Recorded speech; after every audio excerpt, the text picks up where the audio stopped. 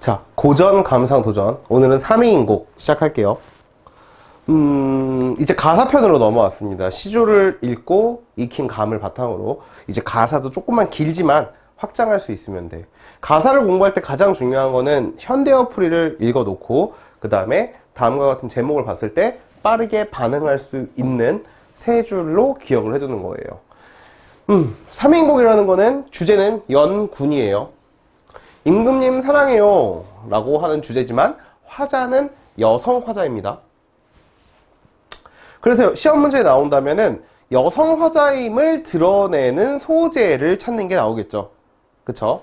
자, 두 번째, 계절의 흐름에 따라 시상이 전개되기 때문에 봄, 여름, 가을, 겨울에 해당하는 표지도 봐두시는 게 좋을 거예요.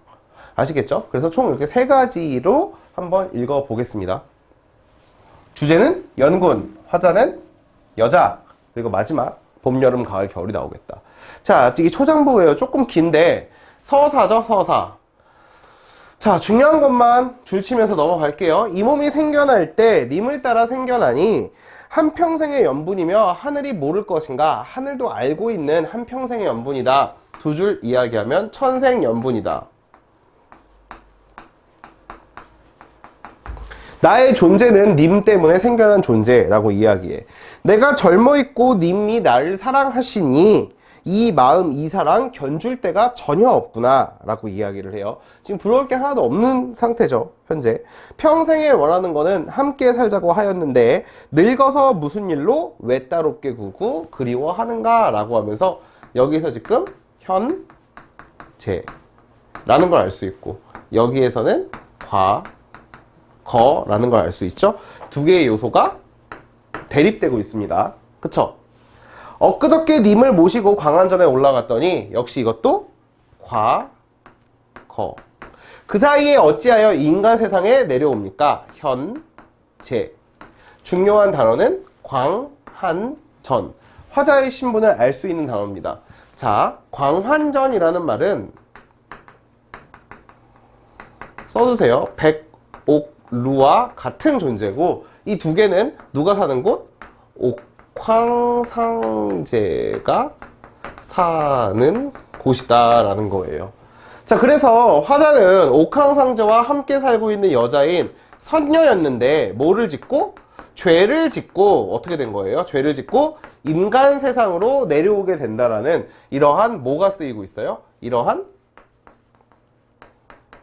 적강의 모티브가 사용되고 있는 겁니다. 아시겠죠? 화자의 신분을 드러내는 광한전이라는 말이 나오고 있죠. 그래서 여기서 이제 도교적 분위기를 나타내는 시어라고도 할 수 있습니다. 올적의 빗은머리가 헝클어진 지 3년인데 연지부는 있지만 누구를 위하여 내가 고이할까? 라고 하면서 자, 두 번째 연지분 역시 여성 화자임을 드러내는 소재죠. 그쵸? 마음에 맺힌 시름이 첩첩히 쌓여 있어서 지는 것은 한숨이고 흐르는 것은 눈물이다. 대구가 쓰이고 있죠. 뭐뭐는 뭐뭐요, 뭐뭐는 뭐뭐라. 인생은 유한한데 시름은 끝이 없구나. 역시 대구에 더해서 대조. 무심한 세월은 물이 흐르는 듯 가눠버리는구나 라고 하면서 야, 난 이렇게 슬픈데 시간은 참 빨리 가네 라고 이야기를 해주죠. 더위와 추위가 때를 알아서 가는 듯 다시 오니 듣거니 보거니 느낄 일이 많기도 아주 많구나 라고 하면서 자기가 더위가 추위가 때를 알아가는 때에 듣고 보고 느낀 일을 얘기를 해줄게 라는 표시입니다. 여기까지가 서사. 중요한 건 화자의 신분을 드러내는 소재들. 알겠죠? 자, 넘어갑시다. 자, 쌤이 동그라미 치는 것만 알면 됩니다. 봄바람. 봄바람 대신 동쿵이라고 써 있을 거예요. 그리고 매화. 이 두 가지가 핵심적인 시어예요. 봄바람이 문득 불어 적설을 헤쳐내니 적설은 겨울을 상징하겠죠. 얘는 지금 눈이 내리는 게 아니라 내린 눈이란 뜻이에요. 쌓인 눈. 쌓인 눈을 헤쳐내니 라고 했으니 지금은 동풍이 불고 있으니 봄이 왔다는 소리죠. 창밖에 심은 매화가 두세 가지가 피었구나. 매화가 피었어요. 매화라는 꽃은 옛날에도 한번 이야기를 했지만 초봄에 홀로 피는 꽃이라서 충성, 지조, 절개의 대명사인 사군자 중에 하나다라고 이야기를 합니다. 그쵸? 가뜩이나 춥고 쌀쌀한데 매화향, 그윽한 향은 무슨 일인가? 매화가 피었다는 뜻이에요. 이 그윽한 향은 암향이라고 돼 있을 겁니다. 황혼의 달이 따라와 베갯머리에 비치니 흐느끼는 듯 반기는 듯 님이신가 아니신가. 자, 이 달은 누구랑 똑같은 존재? 님이랑 같은 존재예요. 저 매화를 꺾어내어 님 계신 데에 보내고 싶다. 님이 너를 보고 어떻게 여길까? 라고 이야기를 해주죠. 즉 계절의 흐름대로 해서 봄에서는 동풍이라는 계절감을 나타내는 시어와 뭐를 보내고 싶대? 매화를 보내고 싶다 라고 이야기를 해줬습니다.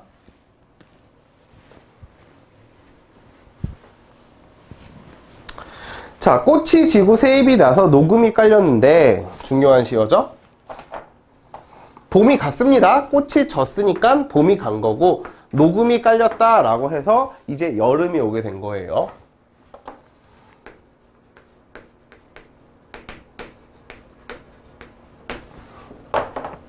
비단 휘장은 적막하고 수놓은 장막이 비어있어요. 쓸쓸하죠. 빈집이란 뜻이니까. 부용상을 걷어놓고 공작병풍을 드러내니 조금 이런 쓸쓸한 감정을 이겨내려는 행동들이고요. 가뜩이나 시름이 많은데, 너무나 걱정이 많은데 날이 어찌나 길까? 라고 하면서 왜 날이 길까요? 여름이니까. 원앙 수놓은 비단을 베어놓고 오색실을 풀어내어 금자로 재서 님의 옷을 지어내니 솜씨는 물론이고 격식도 갖추었구나. 자, 화, 자, 찬. 산호 지게 위에 백옥함에 담아두고 님에게 보내려고 님 계신 곳을 바라보니까 님 계신 곳을 바라보니 산인지 구름인지 험하기도 험하구나 라고 하고선 나와 님의 사이를 가로막는 장애물들이죠. 그쵸? 천리많은 길을 뉘라서 찾아갈까? 가거든 열어두고 나일까 반길까? 라고 얘기를 해주죠. 따라서 여름, 녹음, 그리고 뭐를 보내고 싶어? 옷을 보내고 싶어. 근데 뭐가 방해를 해? 산과 구름이 방해하고 있죠. 자, 여기서는 계절감을 알리는 시어들, 여기서는 님한테 보내는 선물, 그리고 마지막으로는 장애물. 이렇게.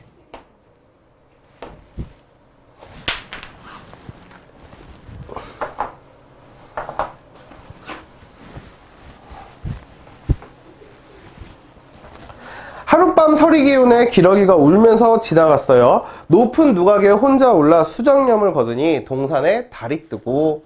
자, 핵심적인 시어. 계절을 나타내는 시어. 그리고 임금님을 나타내는 시어. 님이신가? 똑같죠? 봄에서 이야기한 거랑. 그쵸?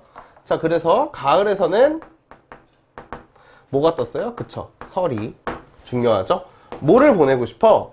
청강을 쥐어짜서 봉황이 계신 누각에 올리고 싶구나. 그래서 봉황루는 님이 있는 곳이라고 해석을 하시면 됩니다. 봉황이라는 거는 대대로 높은 사람이 사는 곳이에요. 보면은 대통령이 타고 다니는 차를 보면 이렇게 봉황 두 마리가 옆에 그려져 있어요. 번호판 옆에. 그쵸? 그렇기 때문에 여기도 임금님이 계신 곳이라고 해석하면 되겠죠? 뭐를 주고 싶대? 청광을 주고 싶다.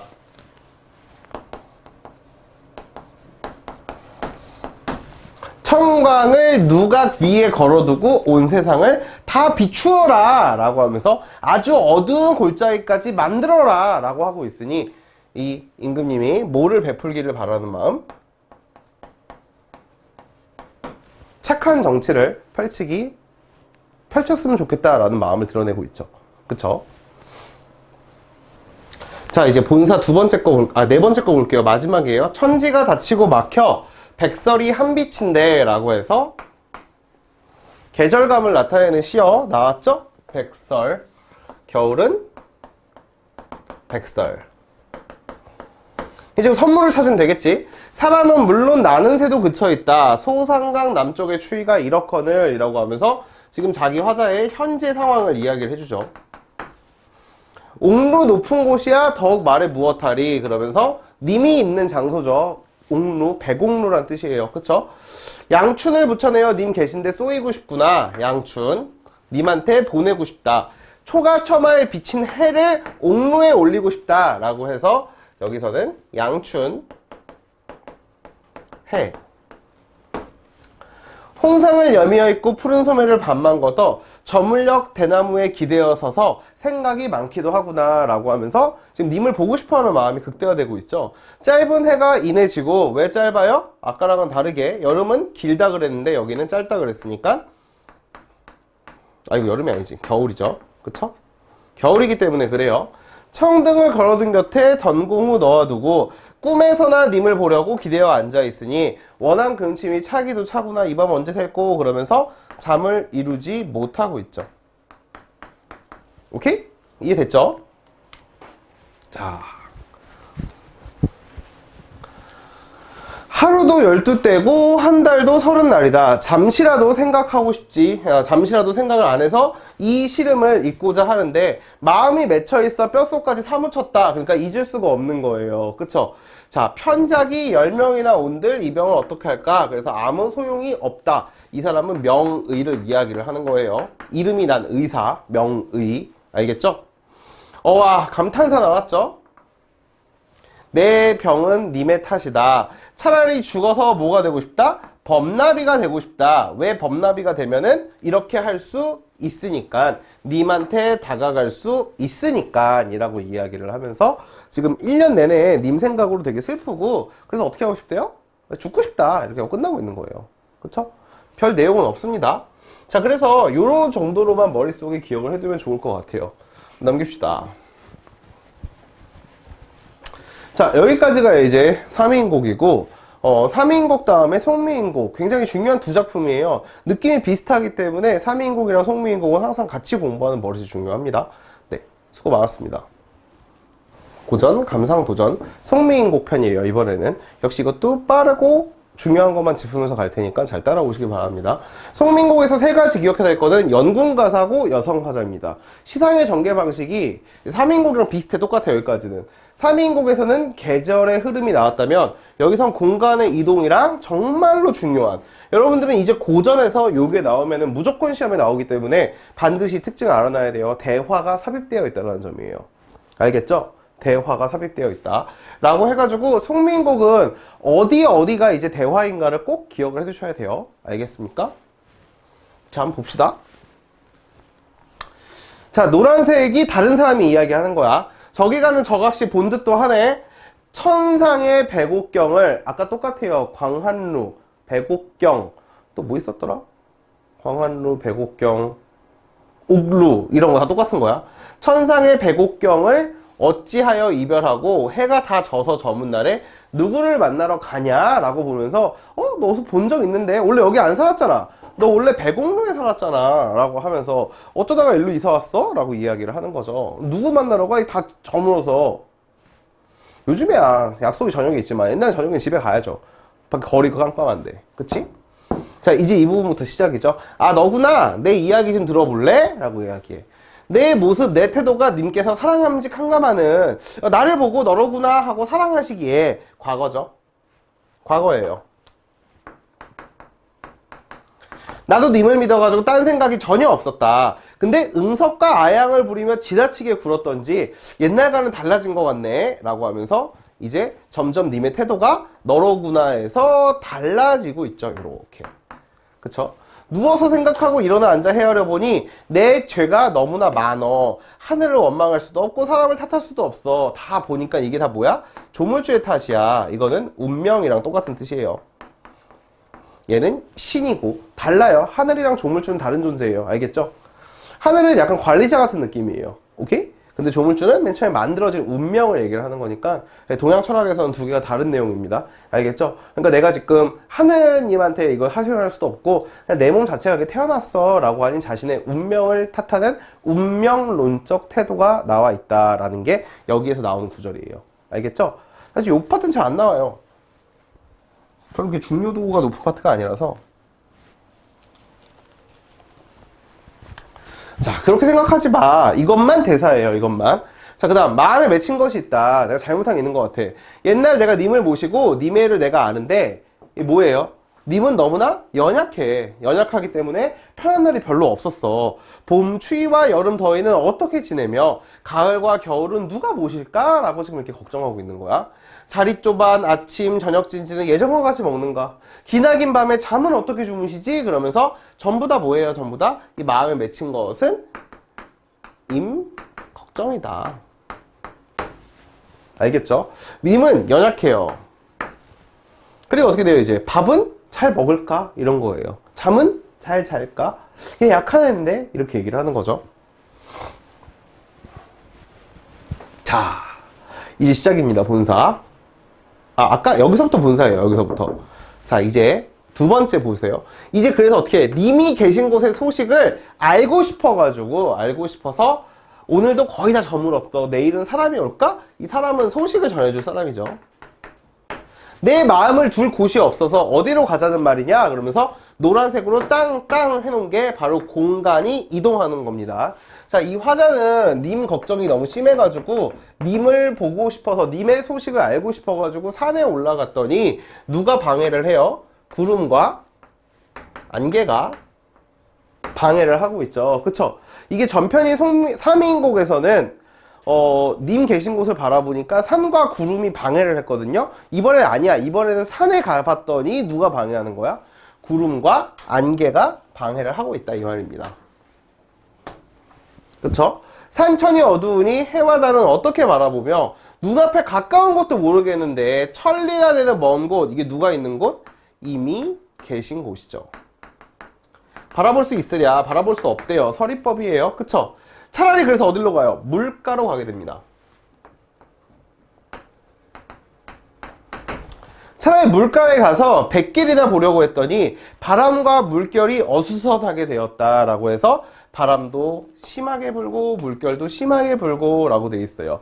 뱃사공은 어디 가고 빈배만 걸려 있는가 라고 하면서 자기 자신의 처지랑 똑같은 삶을, 다른 말로 하면 이런 거를 객관적 상관물이라고 할 수 있겠죠. 강가에 혼자 서서 지는 해를 굽어보니 이 해는 임금님이 아니야. 그냥 배경이야. 날이 저물고 있잖아. 저물고 있다 이거야.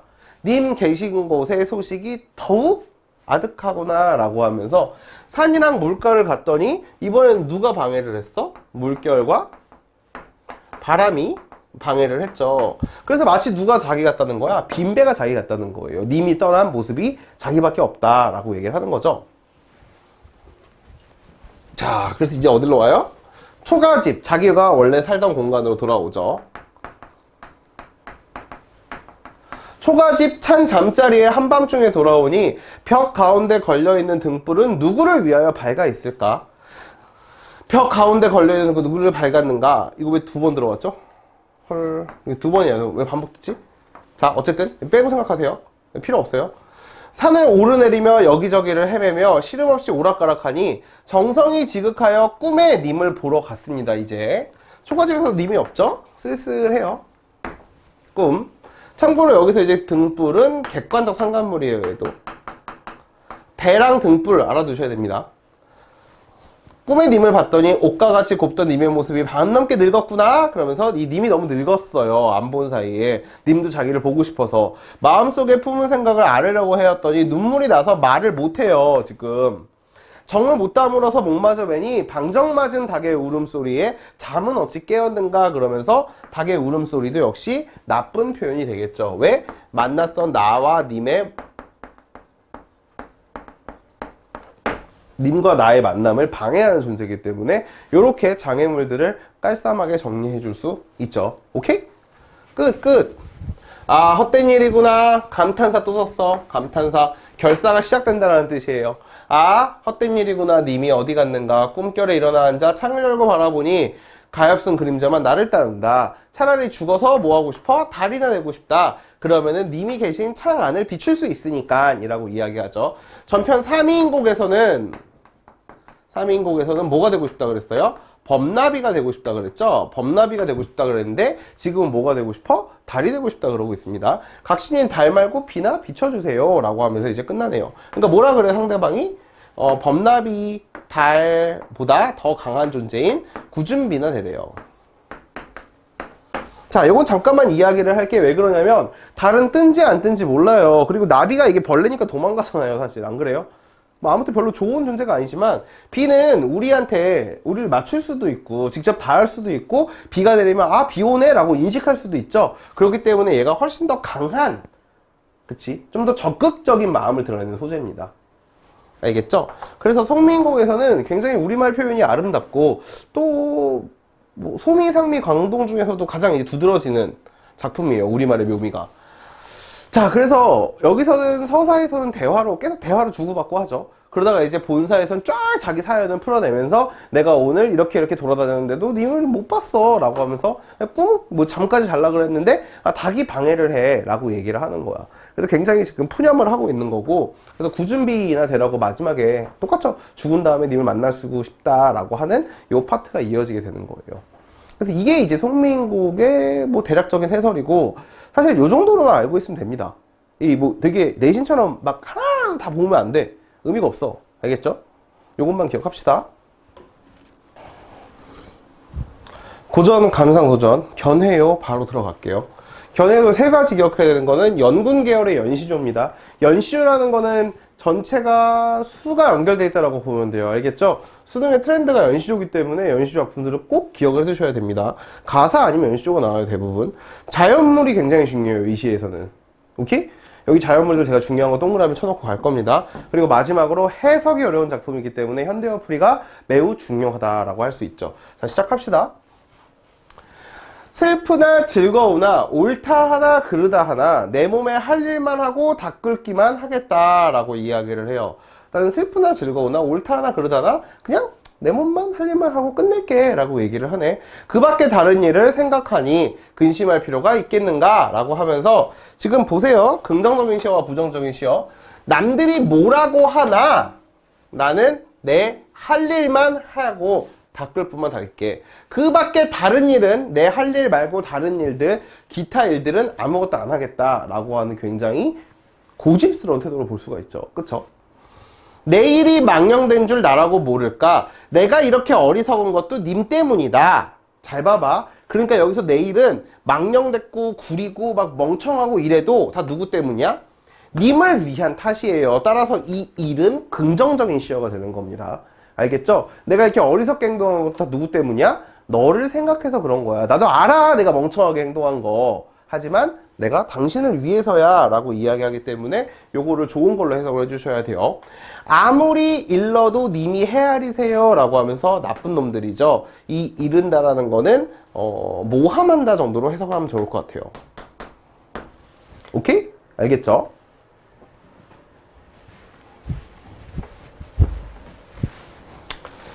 추성 진호를 밖에 울어서 흘러가는 저 시내야 나왔죠. 자연물. 무엇하이로 밤낮으로 흘러가느냐 님 향한 내 뜻을 조차 그칠 줄을 모르니 라고 해서 시냇물은 밤낮 없이, 주야가 밤낮이야, 밤낮 없이 흘러간다. 누구랑 똑같은 거야? 내 마음과 똑같은 거야. 그래서 얘가 뭐예요? 감정, 이입, 객관적, 상관물, 이런 거예요. 아시겠죠? 자, 매는 길고 길고 물은 멀고 멀고 어버이를 그린 뜻은 많고 많고 하고 하고 어디서 외기러기는 울고 울고 가느냐 라고 하면서 이 외기러기도 왜 울고 갈까요? 위에 있는 이유처럼 어버이가 그리워서 라는 뜻이 되어 있으니 이것도 자기의 마음을 대신 이야기를 해주는 뭐야? 객관적 상관물이자 감정 이입이다 라고 이야기할 수 있죠. 자, 밑에 연시조기 때문에 이어지는 거예요. 어버이를 그리워할 줄은 내가 처음부터 알았어. 처음부터. 오케이? 어버이를 그리워할 줄은 처음부터 알았어. 근데 임금을 향한 뜻도 누가 만든 거야? 임금을 향한 뜻도 하늘이 만들었어. 그래서 임금님을 잇는 게 불효다 라고 얘기를 하는 거예요. 이게 마지막 해석이 굉장히 어려운데 이게 보면은 내가 어떠한 일을 했나 봐. 근데 그 일로 이 일을 누군가가 모함을 했어. 임에게. 얘가 임을 위해서 이 일을 했는데 남이 이거를 가지고 모함을 한 거야. 그래서 얘가 벌을 받았겠죠. 벌을 받아가지고 뭐 귀향이라도 갔나 보죠. 귀향으로 갔더니 귀향 가면은 엄마 아빠가 보고 싶죠. 엄마 아빠가 보고 싶어서 지금 찡얼찡얼 거리고 있지만 뭐라 그래? 제일 큰 불효는 뭐래요? 제일 큰 불효는 뭐야? 엄마랑 아빠를 못 보는 게 아니라